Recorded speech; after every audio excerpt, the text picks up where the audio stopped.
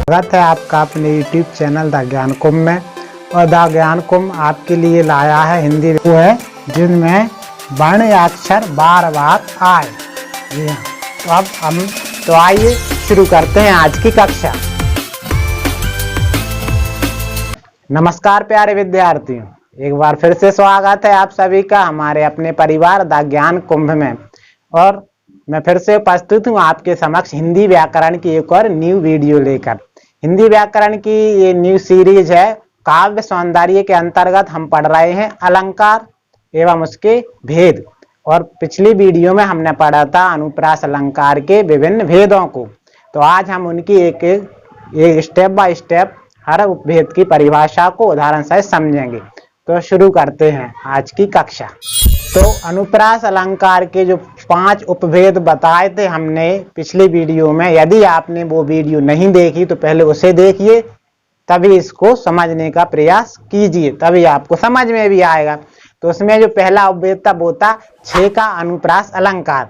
तो परिभाषा, अब आप ये सोचें कि अनुप्रास अलंकार के अंतर्गत भी कितने सारे उपभेद हैं।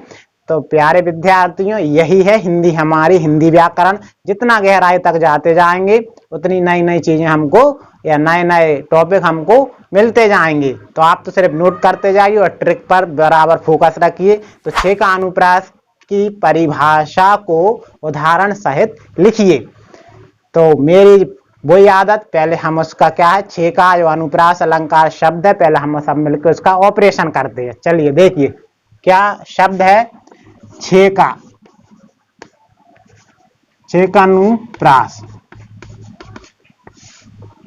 तोड़ के देखें, 6 प्लस अनुप्रास, इस तरह से हमने ये 2 शब्दों में तोड़ लिया है।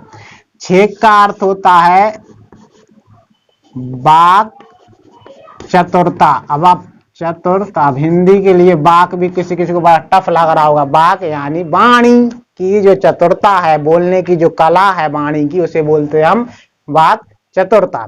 तो 6 का अर्थ होता है वाक। तो इसका अर्थ क्या हुआ कि वाक चतुरता के माध्यम से जब कोई वर्ण क्रम में एक बार क्रम से आए उसे हम बोलेंगे 6 का अनुप्रास अलंकार। यदि हम दूसरी तरह इसकी परिभाषा की बात करें तो वाक चतुरता से परिपूर्ण जब कविता में कोई वर्ण एक से अधिक बार क्रम में आए तो हम उसे बोलेंगे 6 का अनुप्रास अलंकार। तो ये थी 6 का अनुप्रास अलंकार की परिभाषा। इसके बाद हम देखेंगे उदाहरण। तो अब हम जानेंगे 6 का अनुप्रास का उदाहरण। तो उदाहरण के लिए फिर से आप रिवीजन कर लीजिए उसकी परिभाषा को। कोई वर्ण काव्य में कोई वर्ण 2 बार ही आना चाहिए, उसका क्रम, वो भी ये जो मेन बात है, क्रम में वो 2 बार ही आए। देखते हैं आता है कि नहीं।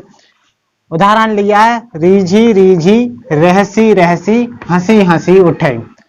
आप सोच रहे होंगे ये कवि की कविता में से एक पंक्ति को लिया गया है। आप सबने हिंदी पढ़ी होगी तो जानते होंगे अलंकार छंद के लिए कवि की कोई सी भी कविता की एक ही लाइन ले लेते हैं और पूछ लेते हैं इसमें कौन सा अलंकार है। यदि हम बात करें इसकी भाषा, तो ये भाषा है आपकी ब्रज भाषा। और ब्रज भाषा में जो कृष्ण की बाल लीलाओं का वर्णन किया है उसी में से एक पंक्ति है कवि की, रीझी रीझी रहसी रहसी हंसी हंसी उठी। तो देखिए एक जो वर्ण है, अक्षर है, वो 2 क्रम में 2 बार ही आया होगा। रीझी रीझी वो तो दिख ही रहा है, रा भी और जी, रीझी रीझी 2 बार आया है, रहसी रहसी 2 बार आया है, हंसी हंसी 2 बार आया है। तो जैसी परिभाषा थी उसी के अकॉर्डिंग हमने यहाँ उसको उदाहरण को समझा। आपको बस इधर और बहुत से उदाहरण मिलेंगे तो आपको देखना है कि क्या वो वर्ण सिर्फ 2 बार ही आ रहा है, कितने वर्ण आ सकते हैं, लेकिन आने चाहिए 2 बार ही, बस 2 से ज्यादा बार नहीं आने चाहिए। तो ये तो होगा, इसकी ट्रिक भी आप समझ सकते हैं। तो उम्मीद है आपको 6 का अनुप्रास का ये उदाहरण समझ में आया होगा। अब हम अगला अलंकार जानेंगे। अब अनुप्रास अलंकार का दूसरा उपभेद है वृत्य अनुप्रास अलंकार। वृत्य अनुप्रास अलंकार किसे कहते हैं, उदाहरण सहित लिखिए। अब उत्तर लिखें।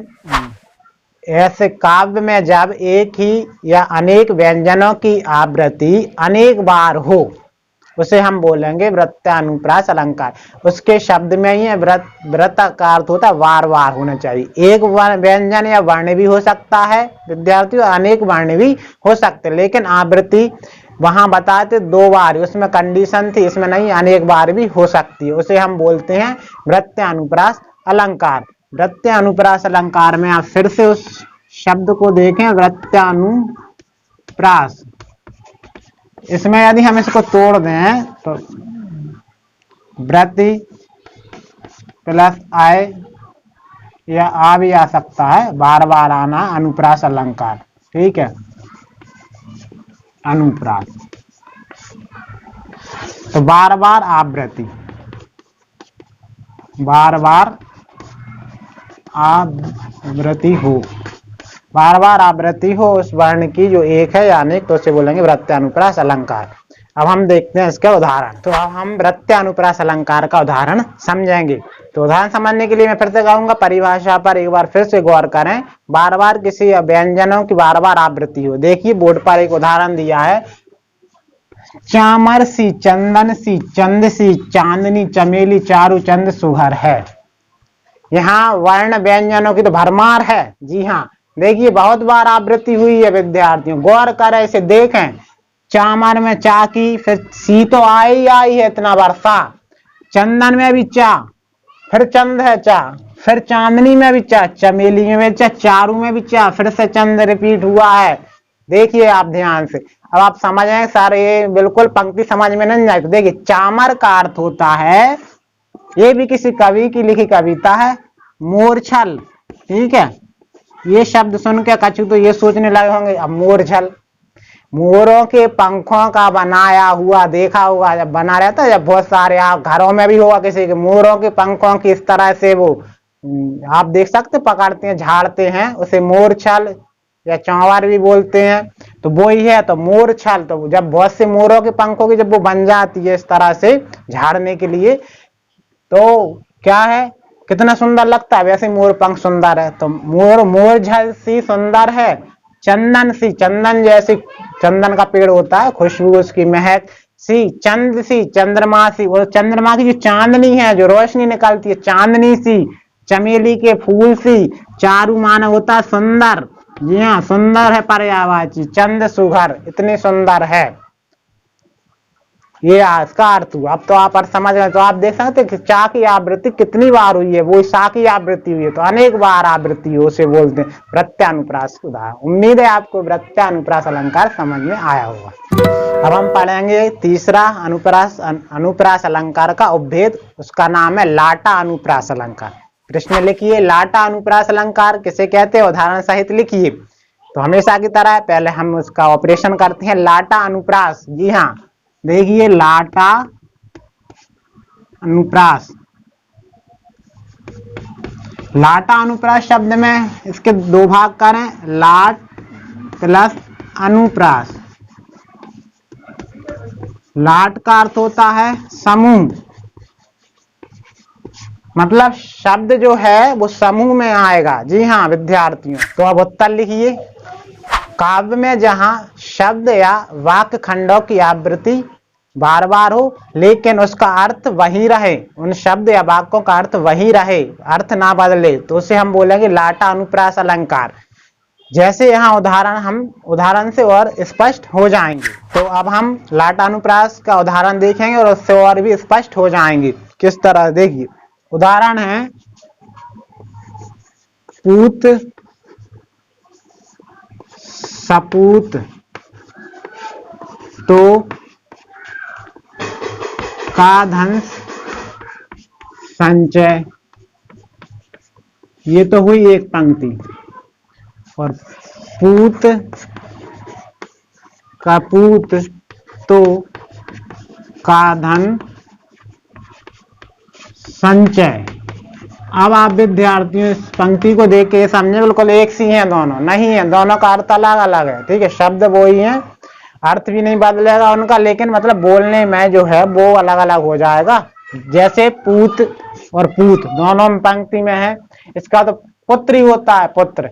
तो सपूत है यदि अच्छा संस्कारी पुत्र है उसका, कुलवान गुणशील, तो पूत सपूत तो का धन संचय, तब भी उसे धन संपत्ति संचय यानी इकट्ठे करने की कोई जरूरत नहीं, क्योंकि उसने अपने पुत्र को इतना काबिल बना दिया, संस्कार बना दिया, मेहनती बना दिया, वो परिश्रम करेगा तो अपने आप धन कमा लेगा, तब भी धन संचय इकट्ठा करने की कोई जरूरत नहीं है। और दूसरी लाइन में कहा है पूत कपूत तो का धन संचय, और यदि पुत्र किसी का कपूत है माने एक नंबर का बिल्कुल गया गुजरा, सारे अवगुण जितनी है बुराइयां उसी में भरी हैं, समाज में ऐसे ही है, तो भी धन संचय इकट्ठा करने की उसे भी कोई जरूरत नहीं, क्योंकि आप तो बड़ी मेहनत से धन इकट्ठा करेंगे और वो जो है अपने बुराइयों से उस धन को बेकार खर्च कर देगा, गलत कामों में लगा देगा, तब भी धन इकट्ठे करने की कोई जरूरत नहीं। संचय बिल्कुल नहीं बदला, धन वही का वही है, पूत जो है वो भी वही का वही शब्द, यहाँ शब्द या वाक्य खंड में भिन्नता नहीं आई अर्थ में, तो इसे बोलते हैं लाटा अनुप्रास अलंकार।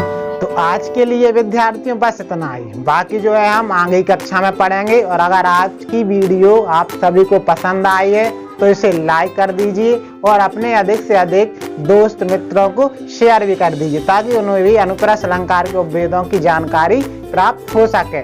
और फॉलो और सब्सक्राइब कर दीजिए हमारे अपने परिवार द ज्ञान कुंभ को। धन्यवाद।